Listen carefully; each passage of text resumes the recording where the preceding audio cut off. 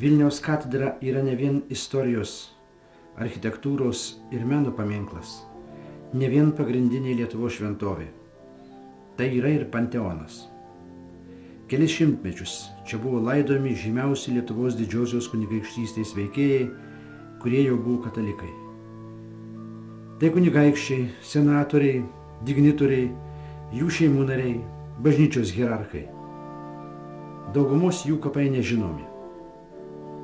Ir tik atsitiktinai 1931 metais katedros požemėje buvo surasti kelių vyskupų, kelių didikų bei karališkos giminės asmenų palaikai. Tarp jų ir karalienės Barboros Radvilaitės karstas.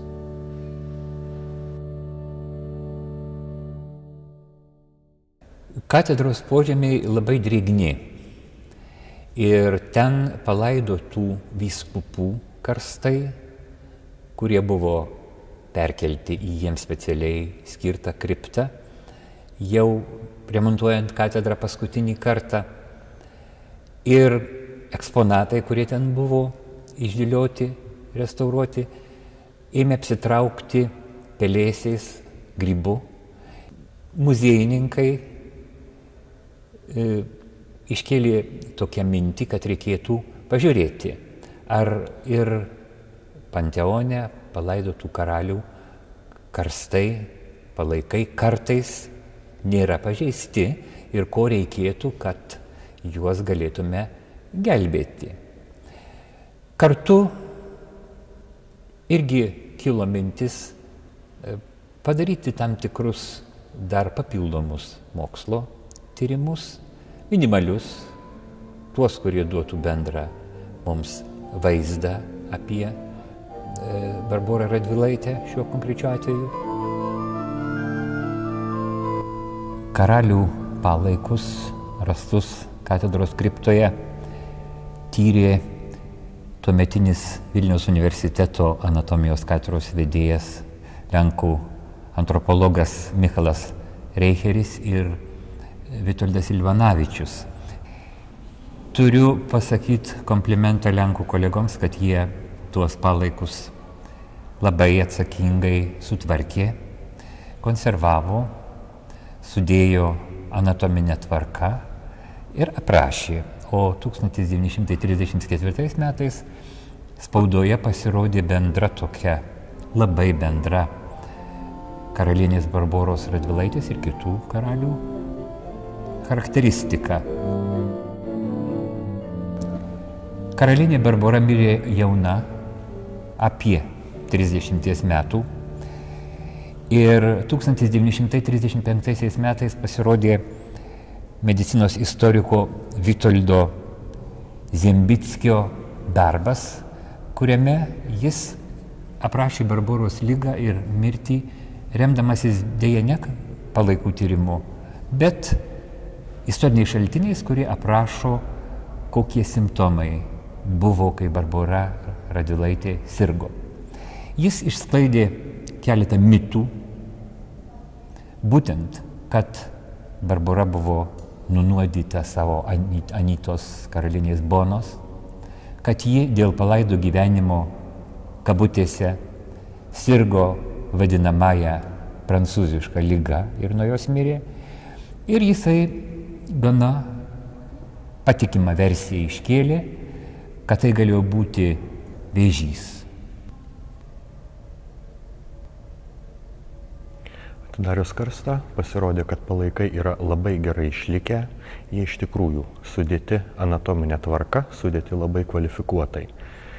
Išorinė apžiūra parodė, kad jokios patologijos kauluose nėra. Pabandėme bendrais bruožais atkurti kūno sudėtį. Tai pagal tą laiką Barbora Radvilaitė buvo aukštoko ūgio, maždaug 1,62 m, 1,63 m, platokų pečių, siauroko dubens, dėl to turėjo atrodyti liekna. Ir to meto fone, kai to meto moterų vidurkis buvo apie 1,55 m, 1,56 m, tikrai turėjo atrodyti impozantiškai. Na ir, žinoma, iškilo reikalas ir kartu toks noras atlikti karalienės dokumentinio portreto, dokumentinio skulptūrinio portreto rekonstrukciją pagal kaukolę.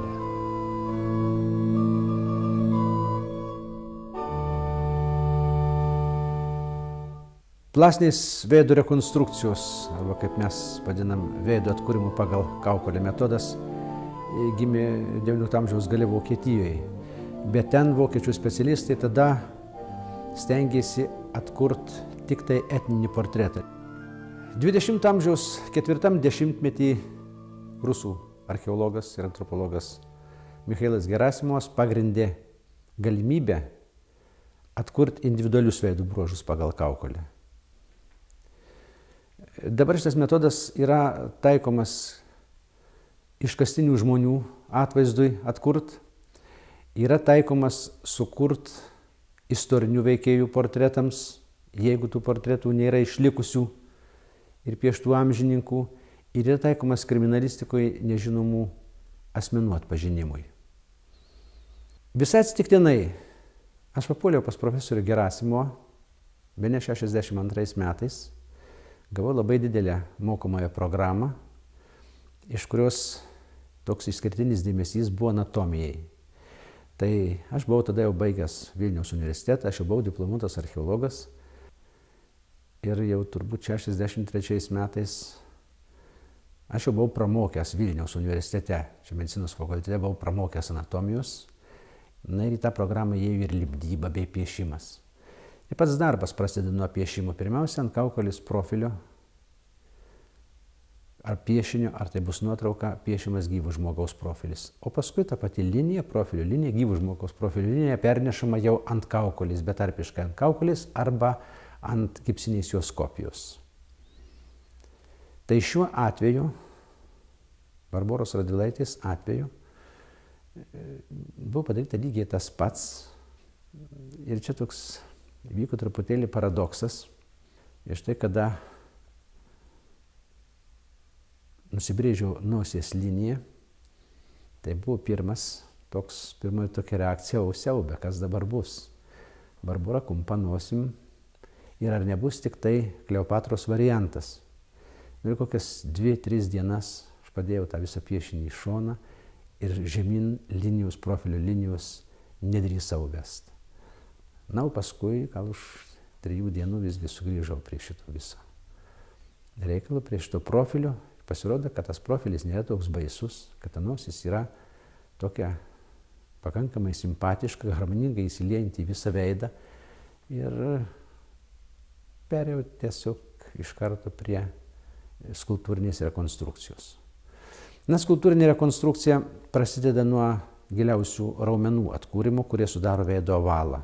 Tai yra tas pats principas, kaip medicinos fakulteto studentus, būsimusius gydytojus moko anatomijos. Tai jie preparuoja lavoną nuo odos iki kaulo. Na, o čia viskas tas pats, tik tai atvirkščiai. Dar koks tikslumas.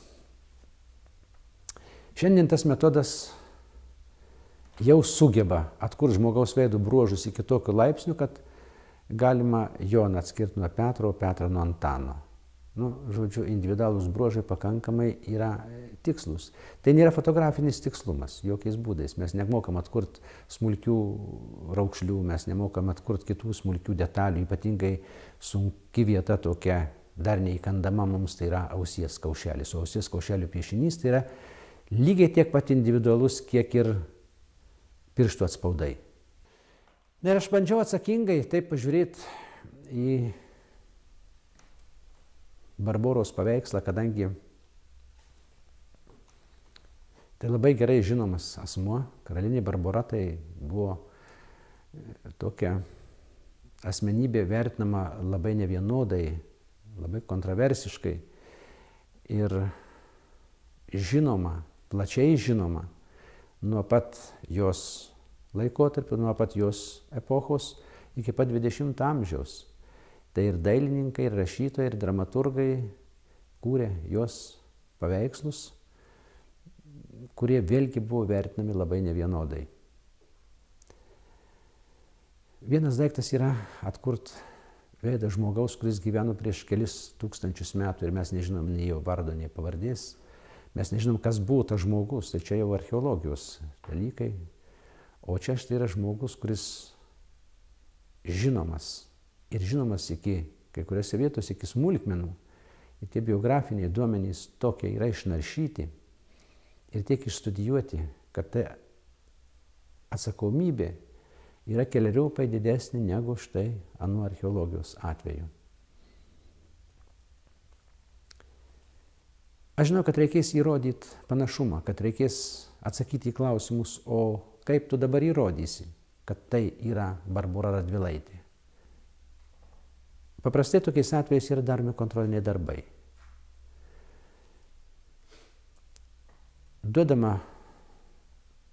Autoriui duodama kaukolė žmogaus, kurio nuotraukos yra žinomos, bet jis jų nemato. Ir tik tada, kai jis atkuria pagal kaukolę veidų bruožus, tada tas štai atkurtasis portretas yra lyginamas su originalu. Tai šiam atveju buvo specialiai padarytas kontrolinis darbas, kur dar neseniai gyvenusių žmogaus kaukolė, pagal tą kaukolę atkurtas portretas buvo sulygintas su, nes šiuo atveju ne su gyvu žmogaus, o su lavonų nuotrauka. Panašumas yra akivaizdus. Kriminalistikoje, o ir istorinių veikėjų portretams paprastai drabužiai ir plaukai atkuriami pagal ikonografinę medžiagą. Jeigu tai yra kriminalistikoje, tai iš nuotraukos iškerpa plaukus ir paskui tiesiog mechaniškai uždedam ant to rekonstruoto veido, pritaikom tokį lyg ir peruką uždedam. Na, o istorinių veikėjų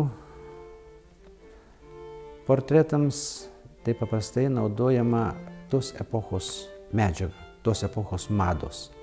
Tai karalienė Barbora Radvilaitė labai mėgo puoštis, labai mėgo puošnius drabužius, labai mėgo papuošalus ir labai mėgo beretės. Ir tai buvo renesansui labai būdingas toksai elementas.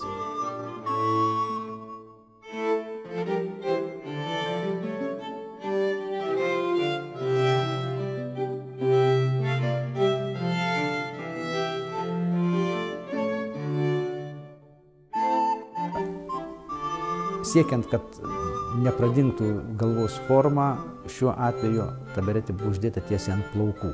Beje, tie plaukai atkurti taip pat taip labai jau sąlygiškai atkurti, remiantis taip apytikriai, remiantis tik tai to laiko mada, tai 16 amžiaus vidurys. Nu, visuomet būna tokia rizika, o koks panašumų laipsnis. Vėlgi, šiuo atveju Barboros Radvilaitės paveikslų buvo išlikę labai daug įvairių epochų ir čia knietėjau pažiūrėti, o į kurį labiausiai bus panašus tas atkurtasis pagal kaukolę. Ir čia labai padėjo menotyrininkė, menotyros daktarė Marija Matušakaitė, kuri parengus yra monografiją, parengusi studiją apie Barboros Radvilaitės portretus. Šiuo metu aš žinau apie 40 Barboros Radvilaitės portretų, bet jie toli gražu nėra autentiški. Autentiški yra faktiškai tik 2 portretai tapyti 16 amžiui. Vienas jų įėjo į Žygimanto Augusto diptiką, kuriame buvo jo pirmosios žmonos Elžbietos ir antrosios žmonos Barboros portretas. O kitas portretukas nutapytas jau Barborai mirus, nukopijuotas. Iš jos portretų įėjo į Žygimanto Augusto šeimos portretukų faktiškai, mažų portretukų galeriją, kur jau buvo sudaryta, kuomet jis buvo vedęs 3 kartą. Žinoma, tų portretų 16 amžiui turėjo būti daug. Deja, kuomet Žygimantas Augustas mirė, visi atvaizdai Barboros, kurie buvo karališkoje pily, turėjo būti iš ten pašalinti. Dėl to, kad sostą paveldėjusi Ona Jogailaitė tikrai nekentė Radvilaitės. Tuo tarpu seni portretai tikrai rūpestingai saugoti Barboros Radvilaitės giminėje, Radvilų rūmuose, ir jie buvo kopijuojami, buvo kuriami nauji portretai, ir tada turėjo kaip tik Radvilų rūmuose atsirasti naujas Barboros Radvilaitės portreto tipas, Barboros su karališkojo vainiku. Ir vienas iš seniausių yra atsiradęs palyginti vėlai, 18 amžiui, Nesvyžiaus rūmuose, kur Barbora vaizduojama jauna, labai graži, bet žinoma, su tikrove tas portretas nedaug turi bendro. Jie atitinka 18 amžiaus grožio kanonus. O paskui jau sekė kiti atvaizdai, kuriami 19 amžiui. Irgi buvo daug tų atvaizdų su karūna. Jie rėmėsi ne to tapytinių portretų, bet Leibovičiaus graviūra sukurta iš kito senesnio atvaizdo, kur irgi karalienė Barbora buvo vaizduojama su karališkoju vainiku. Vienas jų atsirado Mankovičių dvare, kur Barbora irgi vaizduojama tauri, graži karalienė, ir kuris labai plačiai paplito įvairiuose leidiniuose, buvo reprodukuojamas. Atsirado XIX amžiui ir kitas Barboros Radvilaitės atvaizdo tipas, sukurtas dailininko Korovskio ir kartojamas įvairiais variantas. Ten įvaizduojama su berete, tokia XIX amžiaus tipiška gražuolė, svajinga, romantiška labai. Ir tas atvaizdas irgi buvo ypatingai populiarus. Kurie iš tų dabar jūsų suminėtų portretų yra arčiausia tiesos? Kurie galėtų būti arčiausia tiesos? Arčiausia tiesos be tų dviejų Krokuvai saugomo portretų yra dar portretas dabar iškabintas Varšuvos karališkoje pilyje, kur jį vaizduojama beveik visų ūgių. Ten vaizduojama su karūna, tai yra senas portretas, dar tikriausiai 16 amžiaus pilyje kabo jo kopija tik tai. Bet tas portretas yra išlikęs Radvilų rinkiniuose.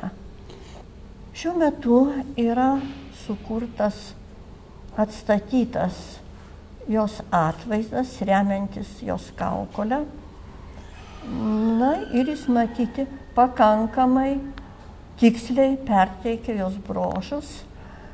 Jie nelauktai yra truputį tokie ryškesni, negu buvo manoma, dėl to, kad ji dažnai buvo vaizduojama tokia švelnia, sentimentalia gražuolė.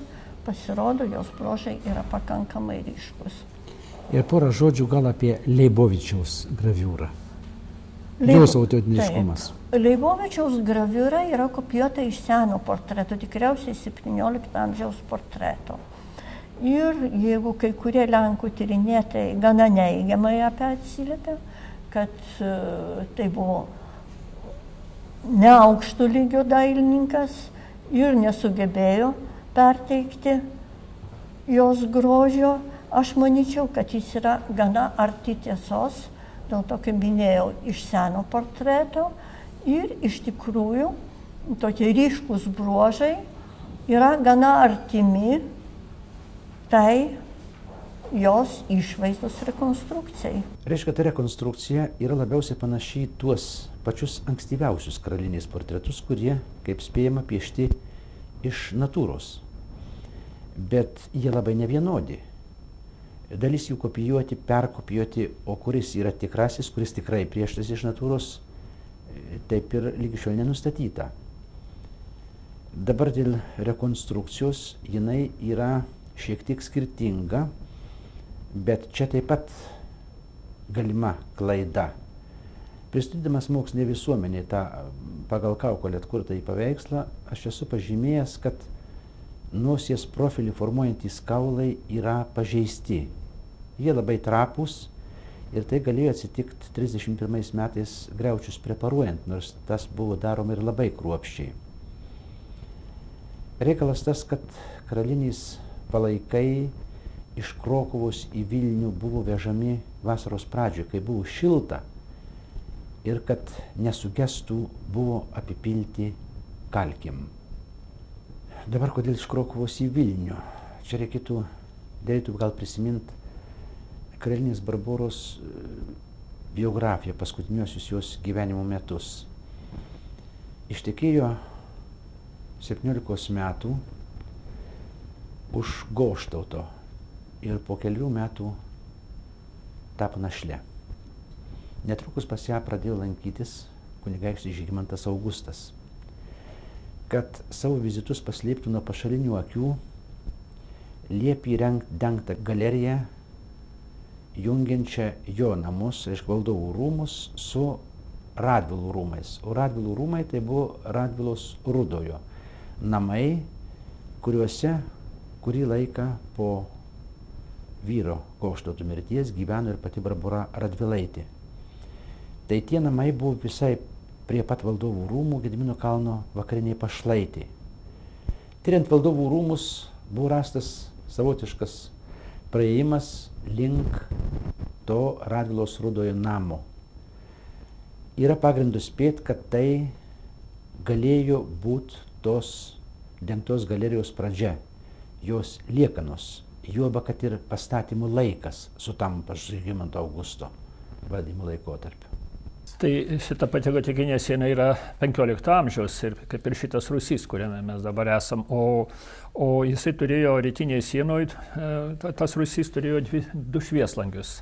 Tai vienas švieslangis yra išlikęs, o kito švieslangio vietoje buvo padarytas tas tokia išėjimas arba laiptai į lauką.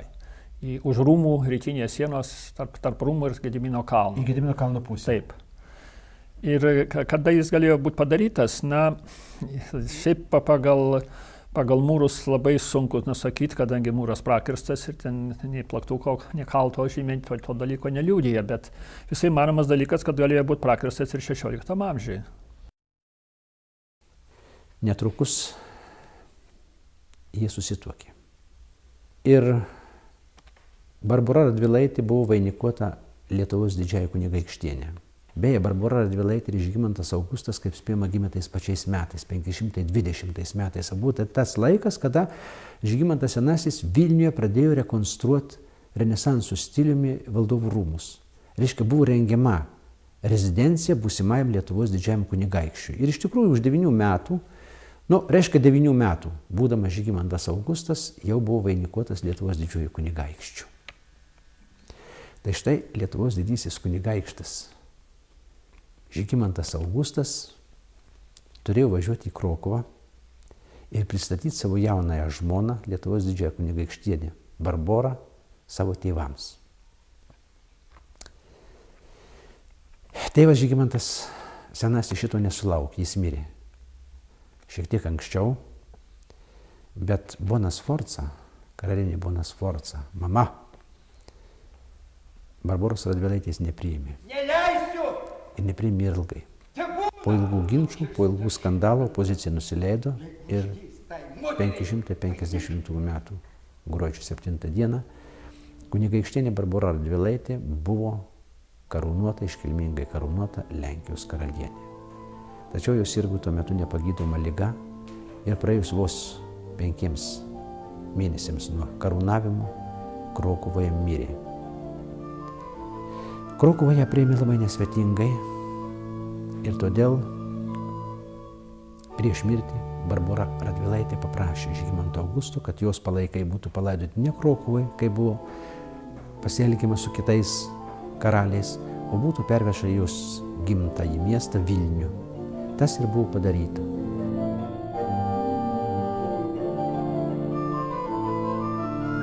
Karstas buvo paguldytas Vilniaus arkikatedros požemyje,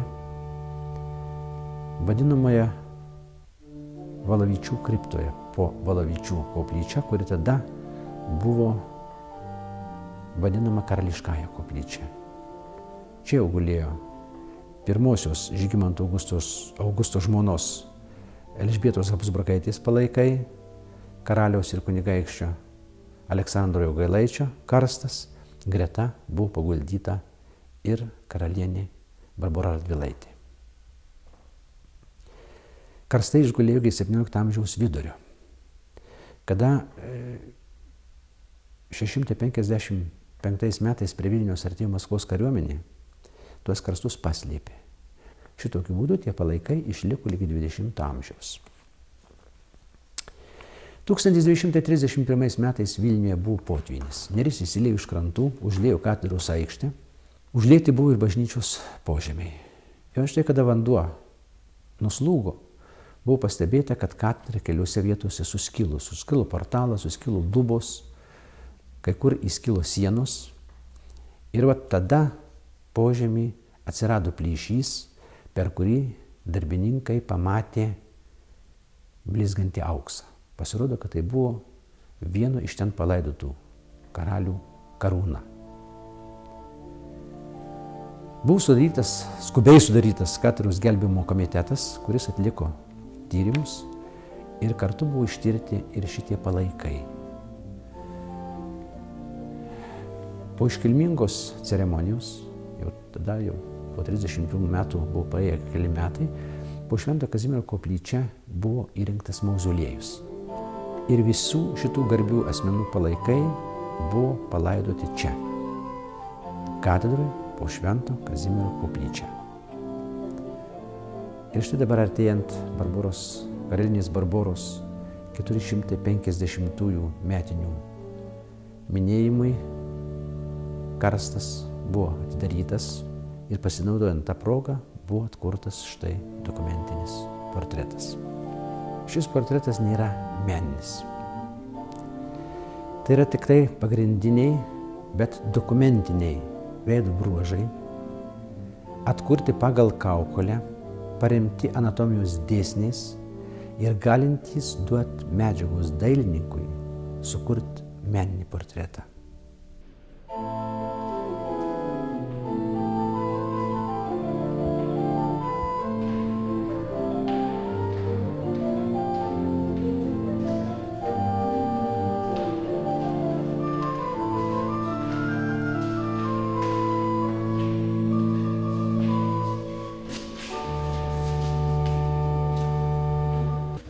Amžinai atilsį duok mirusiai Viešpatie ir amžinoji šviesa jiems šviečia, tegu ilsisi ramybėje.